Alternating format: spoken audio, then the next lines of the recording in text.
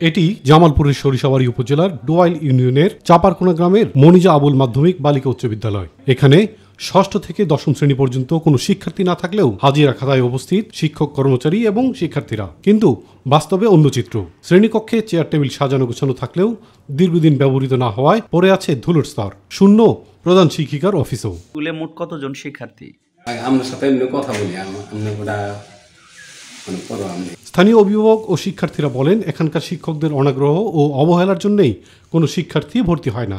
বাড়ির পাশে স্কুল হলেও উপযুক্ত পড়াশোনা হয় না বলে অন্য এলাকার স্কুলে পড়তে যান এলাকার শিক্ষার্থীরা। স্যার ম্যাডাম করে ঘাটতি আছে, এর জন্য এরা অভিভাবকরা ভর্তি করতে চায়। পাশে দিয়ে বা লেখাপড়া না লেখিয়ে থাকে ফলাফল দেয়। আয়া দেখেছি আর ভাইরা পেপার নিয়ে বই থাকে। স্কুলটা আমাদের বাড়ির কাছে হলেও কিন্তু এখানে পড়াশোনা ভালো হয় না, আর ছাত্রী তো নাই, সেই জন্য আমরা যাই না। বিদ্যালয়টিতে পড়াশোনা না হওয়ায় শিক্ষার্থী ভর্তি হয় না বলে আক্ষেপ স্কুলের জমিদাতার পরিবারের সদস্যেরও।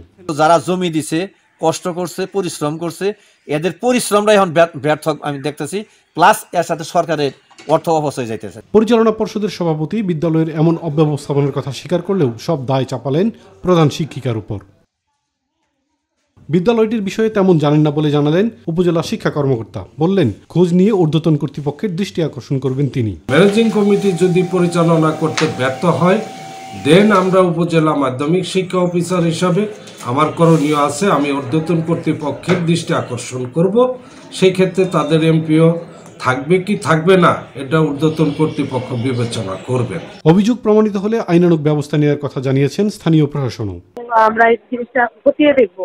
যদি এরকম হয় যে সত্যিকার অর্থে কোনো স্টুডেন্টদের এবং টিচারদের কোনো ব্যবস্থা না থাকে সেক্ষেত্রে আমরা অবশ্যই আইনগত ব্যবস্থাটা নেব। বিদ্যালয়টিতে দ্রুত শিক্ষার পরিবেশ ফিরে আসবে এমনটাই প্রত্যাশা স্থানীয়দের। ইলিয়াস কমল, মাই টিভি।